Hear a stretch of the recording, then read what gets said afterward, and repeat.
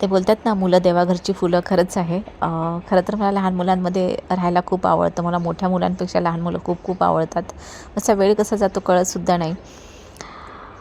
लहान मुलांमध्ये लहान होऊन वागणं ते मला आत्ता अनुभवलं इथे मी आले नवसारीला. आणि नवसारीला एका महिलेची तक्रार माझ्याकडे आली होती. तिच्या 3 मुली आहेत आणि 3 मुलीपैकी ज्या 2 मुली आहेत त्यांचं ये जिंदगी अपनी है लाला, शिक्षण जात होतं आणि त्या किसी मुलींना के खौफ से सोडण्यासाठी मी नहीं, इथे आलेली आहे. आणि अपने शौक से जीते. शाळेत जाऊन बघायचं आहे त्यांचा, बघायचं आहे म्हणजे टीचरांना भेटायचं आहे मला. कारण वसईला जी स्कूल आहे तिथे वेगळी लँग्वेज आहे आणि नवसारी सुरतला ही लँग्वेज गुजरातीमधून त्यांना शिकवल्या जातं. तर त्यांना थोडंसं वसईमध्ये खूप प्रॉब्लेम येतो कारण सगळं मराठीमध्ये शिक्षण आहे वसईच्या शाळेमध्ये आणि इकडे जे आहे वेगळं. तर आता मी तिथे पोहोचवते त्यांना. शिक्षक लोकांशी बोलणं करून इकडनं मी निघून जाते. सांगायचं म्हणजे हेच की मुलींच्या आयुष्यामध्ये हे सुरुवातीपासून संघर्ष असतो. आत्ता या मुलींना सोडून जाताना मला प्रचंड त्रास होतो आहे. कारण 3 मुली आहेत. 3 मुलीपैकी जी छोटी मुलगी आहे ती आईसोबत जोडीला वसईला रिटर्न आहे आणि आमच्या जोडीला, आणि 2 मुली ह्या ज्या आहेत आणि त्यातली मधली मुलगी तिच्याशी माझं खूप अटॅचमेंट झालेलं आहे. तर त्या 2 मुलींना इथे सोडून मला जायचं आहे.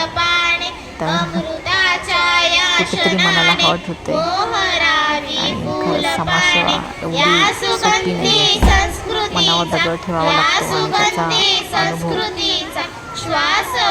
हा जो अनुभव आहे हा तर माझ्यासाठी खूप त्रासदायक आहे. एका आईसाठी किती असेल, कारण आई ही लहानपणापासून मुलींना मोठं करत असते आणि त्यांना सोडून जाणं हा तिच्यासाठी केवढा मोठा निर्णय असेल. आणि काही पुरुषही असे असतात की जे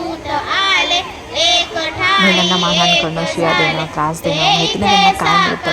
काही पुरुषांना तर असं आहे, महिलांवरती हात उचलणं म्हणजे की एक मर्दानगी समजतात आणि त्याच्यातलाच हा या महिलेचा नवरा आहे. सतत तिला मारहाण आणि याचा परिणाम मुलांवरती होतो. बरेच दिवस झाले बसलेला ही मुलं होती आणि आता वारंवार रिक्वेस्ट येत होती टीचरकडनं, म्हणजे नवसारीच्या, की त्यांना आणून सोडा, त्यांचं शिक्षण जाते आणि त्या मुली खूप हुशार आहे शाळेमध्ये.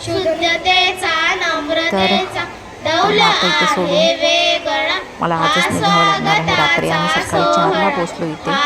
रात्रीची विरारवरून 1 वाजताची ट्रेन पकडून इथे सकाळी 4 वाजता आम्ही पोचल्यानंतर त्यांच्या घरी गेलो. घरामध्ये जेव्हा एंट्री केली तेव्हा बघितला सगळा प्रकार. आणि आत्ता आम्ही नवसारीच्या एका ठिकाणी आलेलो आहोत, कारण मुली गेल्या शाळेमध्ये आत्ता आणि थोड्या मुली गोंधळलेल्या अवस्थेत पण आहेत. माझ्या जोडीला 1-2 लोक आहेत, त्यांच्या जोडीला मी बाहेर आलेली आता नवसारीला.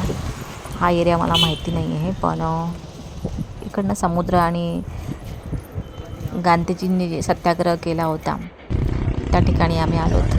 तर इकडनं मी आता निघणार आहे, कारण इथे पाणी जे आहे खूप लांबवरती गेलेलं आहे समुद्राचं आणि मला निघायचं सुद्धा आहे. मला खूप त्रास होतो इथे.